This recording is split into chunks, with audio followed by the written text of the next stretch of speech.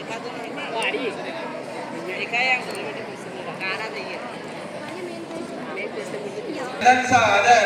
पुष्प सा प्रेम अक्षर सा समर्पण लिए ऐसे विधायक साहब का स्वागत, बार बार स्वागत।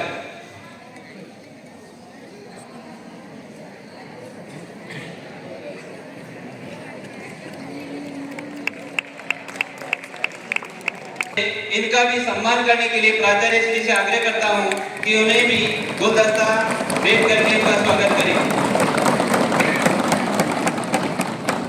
प्राचार्य श्री और विधायक साहब से आग्रह है कि वो अपना स्थान ग्रहण करें। आओ अतिथि सुमन बिछे हैं, हृदय घर उपहार है, बजे हर्ष की सहनाई, पलकों की बांधनवार है, मन में उमंग के तन। जी हाँ महोदय, इस अवधि के दौरान कुछ शिकायतें प्राप्त हुई थी। सशस्त्र बलों में शिकायत निवारण के साथ साथ एक सुव्यवस्थित कार्यप्रणाली मौजूद है। इससे श्रमिकों में मनोबल और कार्य और सौहार्दपूर्ण भाव कायम रहता है। और हाँ सदस्य जी, आपको बता दूं कि आपको जनता की रक्षा की चिंता करने की कोई आवश्यकता नहीं है। इसके लिए मैं हूँ और मेरे साथी हैं। अभी फिलहाल तो आप अपनी पार्टी की रक्षा की चिंता के बारे में सोचिए। और मैं जनता को जागरूक करने हेतु कुछ कहना चाहूंगी कि तकनीक जानने वाला युवा अब्दुल कलाम बने, तकनीक जानने वाला युवा अब्दुल कलाम बने। IIT NIT से पढ़ने वाला छात्र नासा के लिए नहीं अपितु इसरो के लिए काम करे।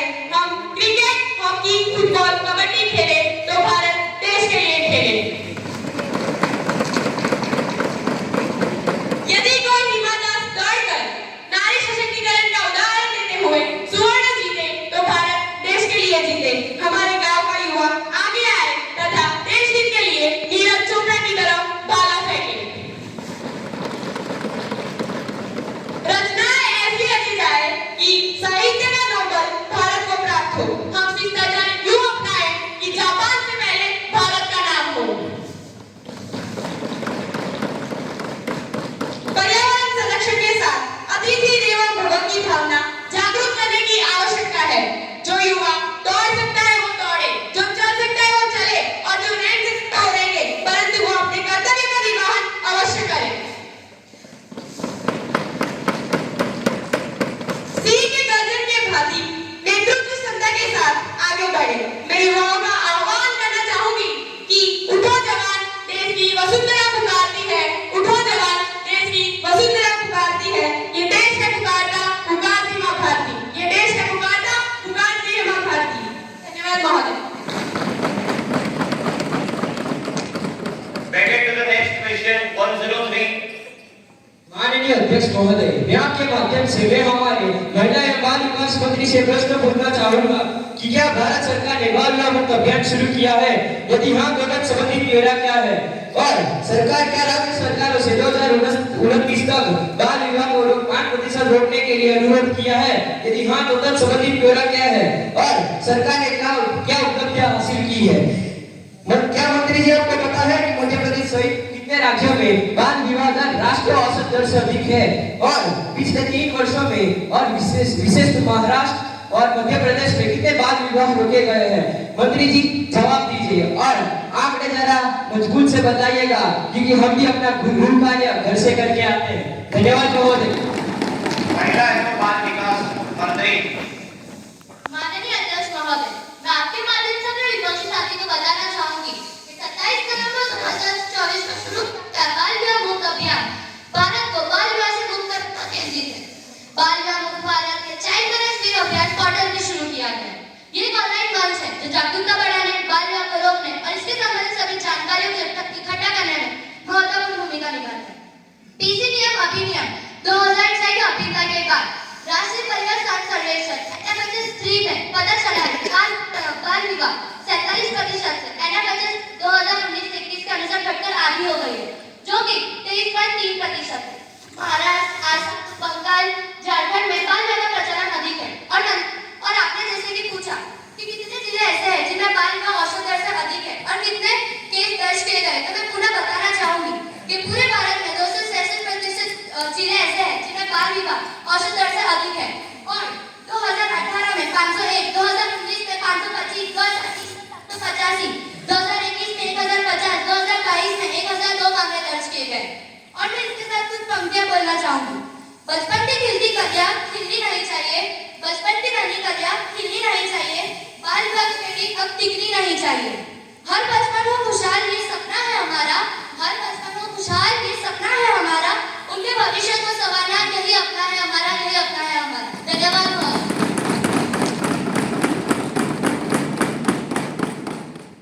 इसी के साथ आज की इस सार्थक बहस के लिए मैं आप सभी का आभारी हूँ। इस तरह की चर्चाएं हमारे लोकतांत्रिक प्रक्रिया का अभिन्न हिस्सा है और हमें मिलकर ऐसे समाधानों की ओर बढ़ना चाहिए जो राष्ट्रहित में सर्वोत्तम हो। अब हम इस सांसद को यहीं पर स्थगित करते हैं। अंत में नियम और विधेयक पर चर्चा। युवाओं के रोजगार और स्किल विकास अधिनियम 2025। अब हम युवाओं के रोजगार और स्किल विकास अधिनियम 2025 पर चर्चा करेंगे। इस अधिनियम का उद्देश्य सभी युवाओं को रोजगार के बेहतर अवसर प्रदान करना है और उन्हें कौशल प्रशिक्षण देना है। अब इस विधेयक के पक्ष और विपक्ष में तर्क दिए जाए। धन्यवाद मान्यवर। हमारे देश की युवा शक्ति को सशक्त बनाने के लिए युवाओं को रोजगार और स्किल विकास अधिनियम 2025 प्रस्तावित है। इसके तहत प्रत्येक विद्यालय और महाविद्यालय में कौशल विकास केंद्र स्थापित किए जाएंगे ताकि छात्र पढ़ाई के साथ साथ व्यावसायिक कौशल भी सीख सके। इसके माध्यम से युवाओं को स्वरोजगार के लिए प्रोत्साहित किया जाएगा और सहयोग किया जाएगा। धन्यवाद। धन्यवाद मान्यवर। इस विधेयक में अच्छी बात यह है कि कौशल विकास पर ध्यान दिया गया, परंतु इसमें ग्रामीण क्षेत्रों में छात्रों के लिए कोई विशेष प्रावधान नहीं है। हमें इसे लागू करने से पहले यह सुनिश्चित करना चाहिए कि सभी क्षेत्र में समान अवसर प्राप्त हो। इस योजना का सफल क्रियान्वयन तभी संभव है जब हर क्षेत्र में संसाधन और प्रशिक्षित विशेषज्ञ उपलब्ध कराए जाए। धन्यवाद मान्यवर। हम यह सुनिश्चित करेंगे कि प्रत्येक राज्य सरकार के साथ तालमेल बिठाया जाए और सभी क्षेत्रीय आवश्यकताओं को ध्यान में रखा जाए। सरकार ने इसके लिए एक विशेष फंड भी लागू किया गया है ताकि हर क्षेत्र को समान रूप से सम्मान मिला जाए। धन्यवाद। मान्यवर, हम सरकार से आग्रह करते हैं कि ग्रामीण और आदिवासी क्षेत्रों में छात्रों को प्राथमिकता दी जाए। उन्हें तकनीकी शिक्षा और उपकरणों की सुविधा भी मिलनी चाहिए। वे भी समान अवसर प्राप्त कर सकते हैं। अगर यह प्रस्ताव पारित नहीं किया गया तो हमारा दल इससे असमर्थ है। धन्यवाद। जैसे कि विपक्षी सदस्य ने बताया कि ग्रामीण और आदिवासी बच्चों के लिए खास ध्यान रखा जाए, मैं उनको बताना चाहूंगा कि ग्रामीण बच्चों के लिए नवोदय जैसे विद्यालय और आदिवासी बच्चों के लिए एकलव्य जैसे स्कूल स्थापित किए गए और हमारी सरकार का उद्देश्य यही है कि जनता को हर एक और से लाभ मिलना चाहिए। हमारी सरकार का एक ही नियम है कि सत्ताएं आएंगी और जाएंगी, पार्टियां बनेंगी और बिगड़ेगी, पर ये देश नहीं मिटना चाहिए, ये देश का लोकतंत्र नहीं मिटना चाहिए। धन्यवाद। प्रस्तुत विधेयक के पक्ष और विपक्ष में अब सभी सांसद अपना मत देंगे। उसी के आधार पर यह तय होगा कि इसे पारित करना है या नहीं। प्रस्तुत विधेयक के पक्ष में मत देने वाले सांसद कृपया यस कहकर अपना मत दें। साथ ही इसके विपक्ष में या फिर इसे मत न देने वाले सांसद नो कहकर अपना जवाब दें। प्रस्तुत विधेयक के पक्ष में यस, विपक्ष में। इसी के साथ यह विधेयक पास किया जाता है।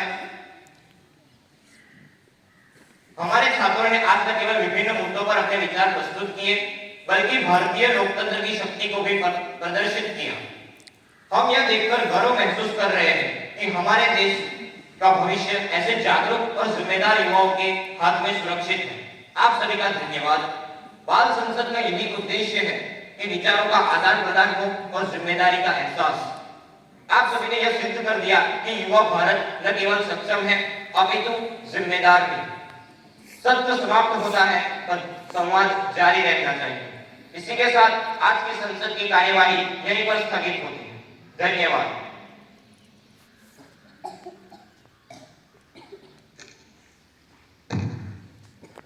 बाल संसद के अंदर 3 बजे से 5 बजे तक 2 घंटे तक का नव वर्ष में बनाने को खूब शुभेच्छा। અને નવા વર્ષે તમે કરેલું કાર્ય ખૂબ જ પ્રશંસનીય અને તૈયારી પણ પૂર્ણ, એટલે ખૂબ ખૂબ અભિનંદન આખી ટીમને. સૌપ્રથમ આપ બધાએ જે રીતે સંસદમાં જે પ્રશ્નોત્તરી ચાલે છે અને જે વાચા આપવાનું કામ એ કર્યું છે, આ બધાને 13મી તારીખથી 23 તારીખ સુધી વિધાનસભાનું સત્ર મળે છે. તમે બધા આવવાનું છે. આમંત્રણ હું લઈ